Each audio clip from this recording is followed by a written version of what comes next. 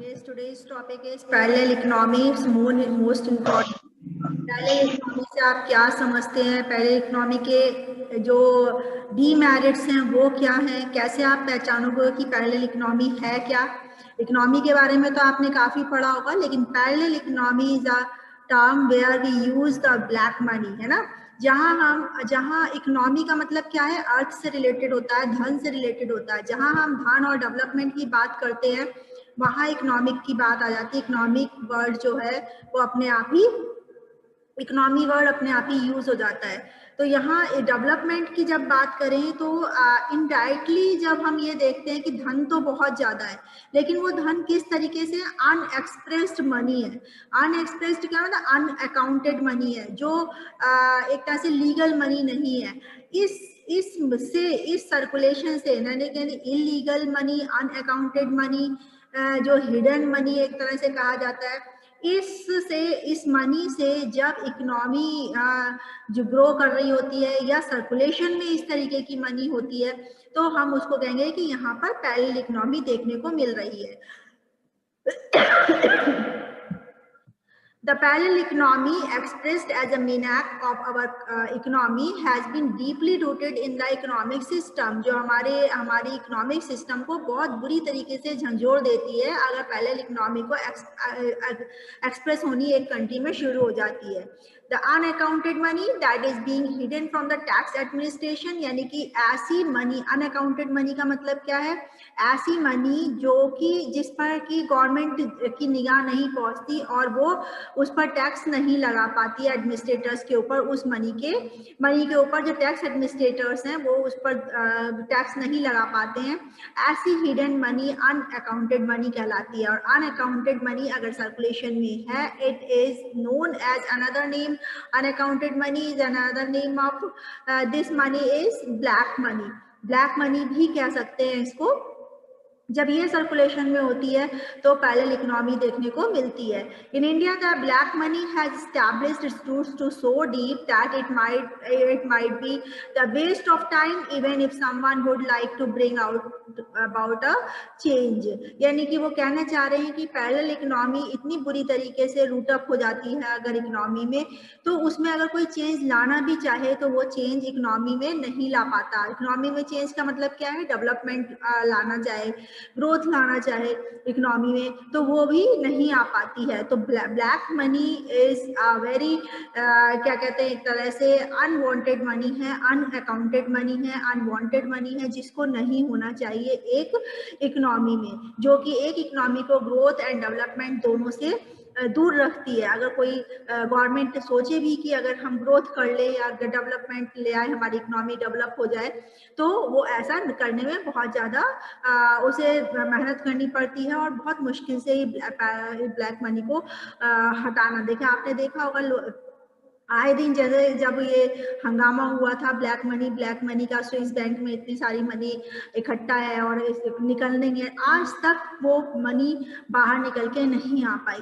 तो that is black money, जो कि जिस पर आप मतलब गवर्नमेंट का किसी प्रकार से कोई भी कब्जा नहीं होता, वो किसी तरीके से इसको रिमूव नहीं कर सकती। बहुत मुश्किल हो जाती है अगर एक बार ब्लैक मनी आ जाए और उसमें उस ब्लैक मनी को सर्कुलेशन में जब आती है तो उसको हम पैरेलल इकोनॉमी बोलते हैं। In other sense we can say that what is parallel economy. क्या है parallel economy? The functions of any unaccounted और अनसेक्शनड इकोनॉमिक सेक्टर्स। अगर अनसेक्शनड का मतलब क्या है और अनअकाउंटेड का मतलब क्या है? कि ऐसा इकोनॉमिक सेक्टर जो कि हिडन है, जिसको कि गवर्नमेंट जिस पर निगाह नहीं डाल पा रही है, जिस पर टैक्स नहीं लगा पा रही, ऐसा कोई फंक्शनिंग हो रही है। whose basic idea finance the operation of the said sector refutes the legal objectives। refutes माने बर्बाद कर देती है, खराब कर देती है लीगल ऑब्जेक्टिव्स को रिफ्यूट करती है, सेट बाय द सैंक्शन, यानी कि एक अनसैंक्शनड इकोनॉमिक सेक्टर जब सैंक्शनड इकोनॉमिक सेक्टर्स को बर्बाद करती है, रिफ्यूट्स करती है, उसका जो लेजिटिमेट सेक्टर है उसकी लीगल ऑब्जेक्टिविटी को खत्म करती है, दैट इकोनॉमी या दैट सेक्शन पर्टिकुलर, उस सेक्शन में अगर इकोनॉमी की बात करें तो that economy is known as the parallel economy. समझ में आया? What do you mean by parallel economy? When the unsanctioned, unaccounted money in circulation and in the unsanctioned economic sector that refutes the legal objectives set by the sanctioned, registered and legitimate sector is known as the parallel economy. समझ में आए? Parallel economy कब कहेंगे? यानी कि एक whole soul जो word है वो ब्लैक मनी है। जब ब्लैक मनी आपकी आप ये देखोगे जिस इकोनॉमी में ब्लैक मनी का सर्कुलेशन ज़्यादा हो रहा है, ब्लैक मनी जहाँ पर ज़्यादा दिख रही है, जिसकी वजह से जो बहुत सारी बुराइयां हैं जिसको हम आगे डिस्कस करेंगे, जिसमें डिमेरिट्स जिसे कहेंगे, जिसकी वजह से वो उत्पन्न हो जाते हैं, तो वो पैरेलल इकोनॉमी की ही देन होती है और जिसकी वजह से एक इकोनॉमी जो डेवलप होनी चाहिए कायदे में वो डेवलप नहीं हो पाती है। In the simpler term, the parallel economy inculcate all the forms of activities, ऐसी हर एक उस प्रकार की एक्टिविटीज में इनकलकेट होती है via which black income is generated, जो जिससे कि इनकम, ब्लैक इनकम जनरेट की हो जाती है, वो मनी आपकी क्या कहलाएगी? Via the black money, which black money generated specially those which are usually not accounted for, जिसे हम अनअकाउंटेड वर्ड बोल रहे थे। यानी कि एक सिंपलर टर्म में अगर हम बात करें तो पैरेलल इकोनॉमी उन सभी एक्टिविटीज से उत्पन्न होती, इनकलकेट होती है, उसको उत्पन्न करती है, जिससे कि किससे इनकलकेट होती है कि पैरेलल इकोनॉमी किसको इनकलकेट करती है, किसमें इनकलकेट होती है? जो कि ब्लैक इनकम से जनरेट होती हैं जो एक्टिविटीज, उन सब में पैरेलल इकोनॉमी देखने को मिलती है। Those which are usually not accounted, जो आपने पहले पढ़ा, commonly refers to as black money और ब्लैक इकोनॉमी, जिसे हम ब्लैक मनी भी कह सकते हैं, ब्लैक इकोनॉमी भी कह सकते हैं। जो मैंने स्टार्टिंग में बताया कि इकोनॉमी का मतलब क्या होता है? अर्थ से, धन से रिलेटेड जितनी भी एक्टिविटीज होंगी वो आपकी इकोनॉमी में कंसीडर की जाती हैं, तो वो आपकी ब्लैक मनी ही ब्लैक इकोनॉमी कहलाती है। And black economy is another name of the parallel economy. The parallel economy negatively impacts the economic system of the country. जो मैंने आपको पहले बताया कि इकोनॉमिक सिस्टम को बुरी तरीके से वो झंझोर के रख देती है अगर parallel economy side by side चल रही होगी। Being part of a democracy, a common man will expect the policymaker to be just, but because of the unaccounted money, the result of the GDP will not be useful to the policymakers to make policies that cater to everyone. इसका मतलब क्या हुआ कि कोई भी किसी democracy की बात अगर हम करें, द पार्ट ऑफ डेमोक्रेसी, हर एक व्यक्ति ये चाहता है कि पॉलिसी मेकर जो है, जो नीति बनाने वाले लोग हैं, यानी कि गवर्नमेंट जो है, जो पॉलिसी मेकर है, वो जस्ट रहे, जस्टिफाई करें, यानी कि न्यायपूर्ण निर्णय ले, न्यायपूर्ण पॉलिसी बनाए। लेकिन अनअकाउंटेड मनी की वजह से वो चाहते हुए भी एक तरह से, क्योंकि वो हिडन मनी होती है, उसकी वजह से चाह करके भी वो सही पॉलिसीज नहीं बन पाती उनके द्वारा। और इसका मतलब, इसका रिजल्ट क्या होता है कि जीडीपी जो है विल नॉट बी यूजफुल, यानी कि जो हमें जीडीपी दिख रही होती है एक्चुअल में, यानी कि डेवलपमेंट ग्रॉस डोमेस्टिक प्रोडक्ट की, जिसे हम कहेंगे will not be useful for the policy maker to make the policies, क्योंकि वो जो जीडीपी है वो एक तरह से सही जीडीपी नहीं होती है। तो समझ में आया? यानी कि जो ब्लैक मनी है होल सोल, ये इन जस्ट हम यही कहेंगे कि दिस इज क्या कहते हैं वर्स, या this is the curse of our जो इकोनॉमी। जो भी अगर किसी भी नेशन की इकोनॉमी में पैरेलल इकोनॉमी देखने को मिलती है तो वो एक तरह से वर्स सिचुएशन होती है, तो उसको रिमूव करना भी बहुत मुश्किल होता है और उसको उस पैरेलल इकोनॉमी को आना ही नहीं देना चाहिए।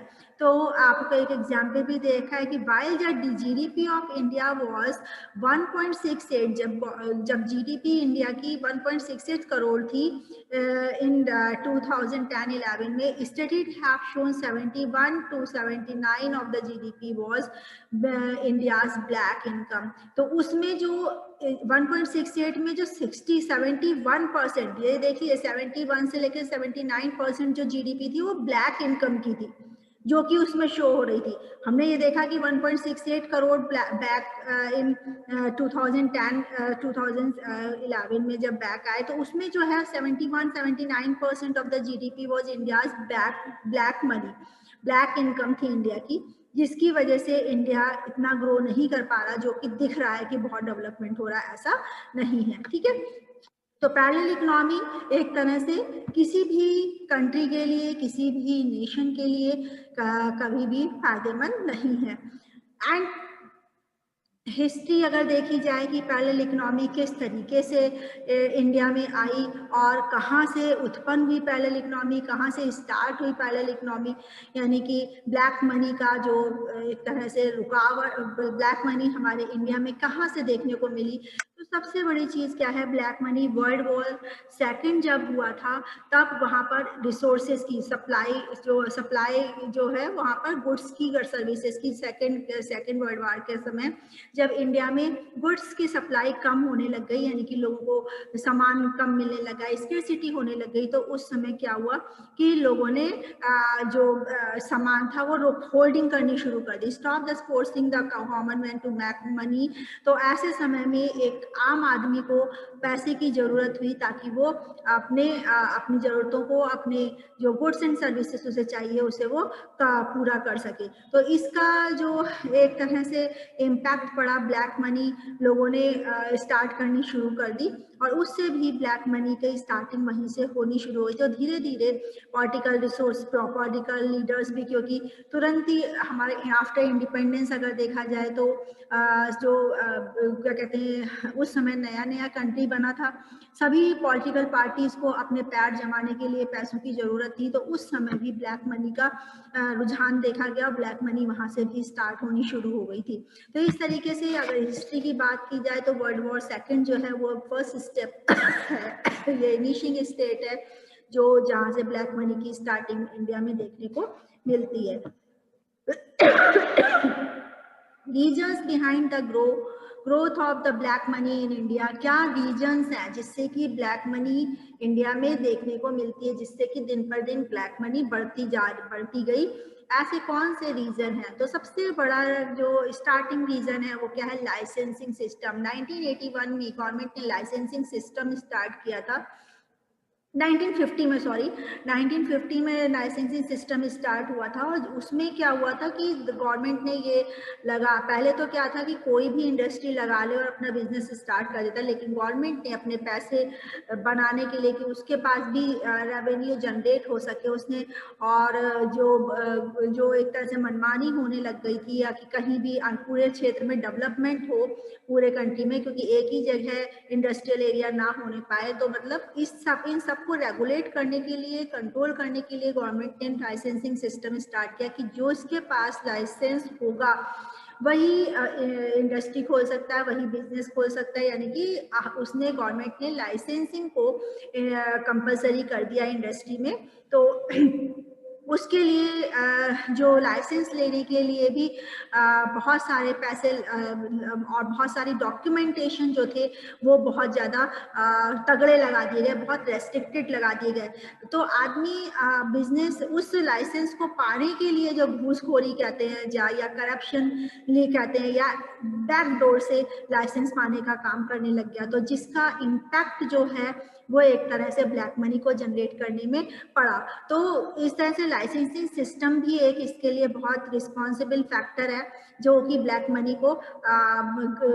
को ग्रो करता है, और ब्लैक मनी जिससे कि जनरेट हुई इंडिया में। दूसरा कारण करा हाई रेट्स ऑफ टैक्सेस, यानी कि गवर्नमेंट ने क्या कहा, टैक्सेस वर इंक्रीज, टैक्सेस इंक्रीज हो गए थे क्योंकि आफ्टर वर्ल्ड वॉर गवर्नमेंट के पास भी, पॉलिसी मेकर्स जो हमारे हैं गवर्नमेंट हैं उनके पास रेवेन्यू नहीं थी, तो गवर्नमेंट ने क्या करा, wanted to promote the grow its economy, economy को ग्रो करने के लिए, डेवलप करने के लिए उनके पास कहाँ से, गवर्नमेंट का जो रेवेन्यू होती है वो कहाँ से जनरेट होती है, टैक्स के थ्रू में जो मोस्ट जो जनरेशन ऑफ मनी है, रेवेन्यू है गवर्नमेंट की, वो टैक्सेस है, डायरेक्ट और इनडायरेक्ट टैक्सेस। तो उस गवर्नमेंट ने रेवेन्यू को जनरेट करने के लिए ताकि कि वो इकोनॉमी में लगा सके, इंफ्रास्ट्रक्चर में लगा सके, इसलिए टैक्स को इंक्रीज कर दिया।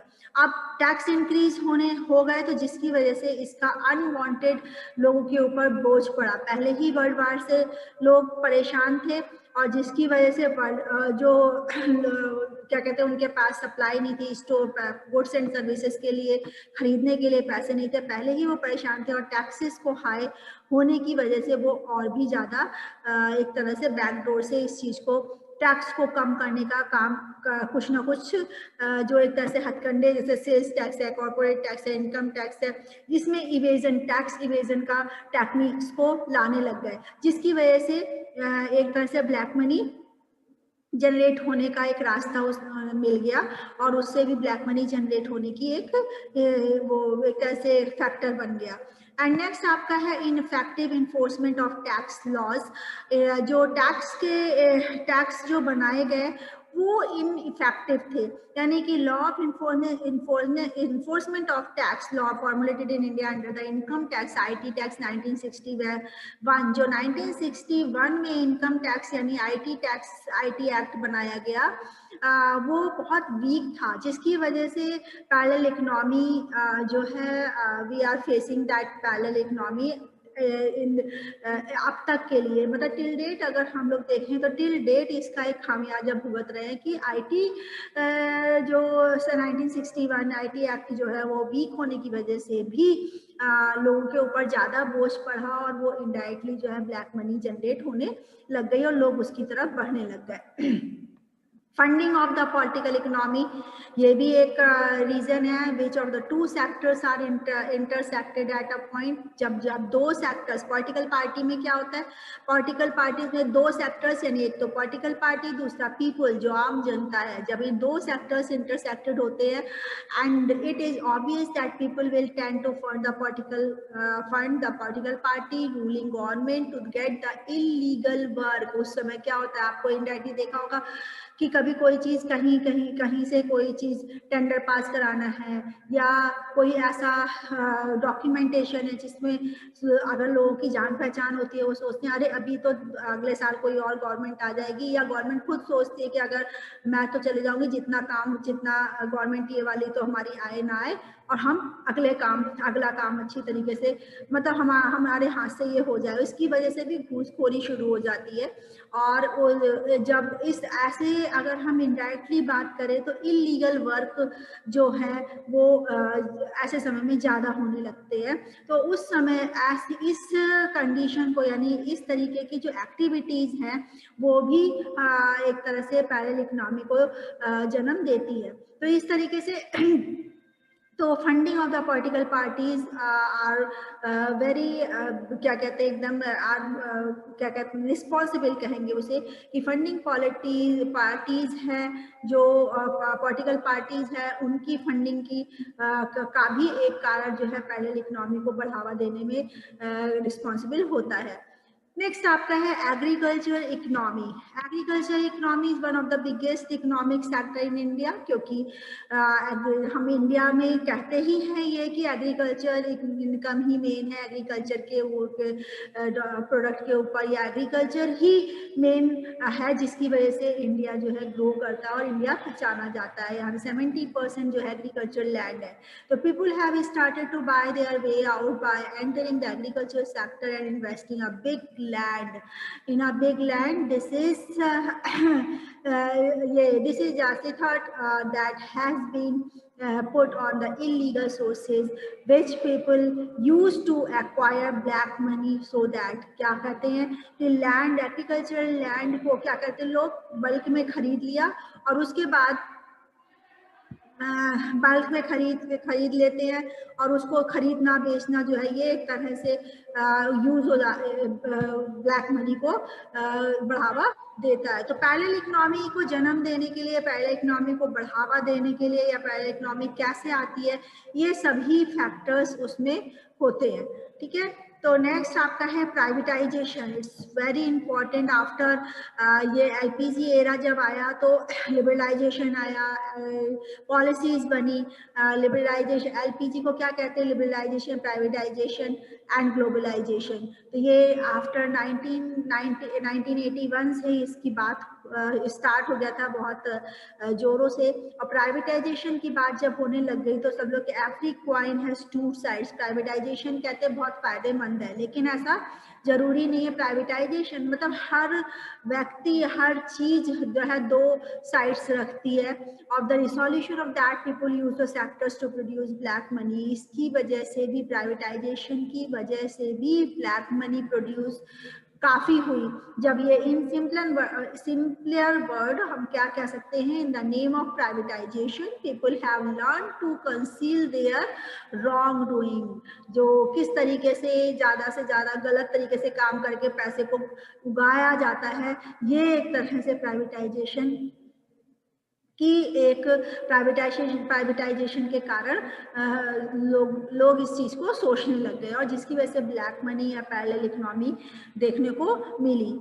अदर फैक्टर्स बहुत सारे हैं, स्मगलिंग है, इलीगल प्रोडक्ट्स को बनाना है, ब्राइबिंग जो हर जगह, प्राइवेटाइजेशन देख लीजिए, funding of the political parties, हर जगह ब्राइबिंग और वर्ड यूज होगा। तो इसकी वजह से इसको हम अनदर वर्ड्स कहें तो ये भी हमारा कौन कौन से हैं? Black money can include bribing, smuggling of the illegal product, unaccounted property. देखिए मोदी ने जो है सबसे पहले आकर के ये कहा कि अब जो भी रजिस्ट्री होगी वो ऑनलाइन होगी और हर सबका पैन कार्ड यूज होगा। यानी ये एक स्टेप है two way out of the parallel economy या ब्लैक मनी को खत्म करने का। लोगों के पास जो अंडर डेवलप्ड लोग हैं, या अंडर डेवलप्ड कहेंगे इसको कि अनडेवलप्ड लोग कहेंगे। तो अनडेवलप्ड मतलब कि बहुत ज्यादा इंडिया में रिच एंड पुअर की एक खाई सी है कि या तो बहुत आदमी अमीर है या बिल्कुल ही गरीब है जिसके पास खाने के लिए नहीं है।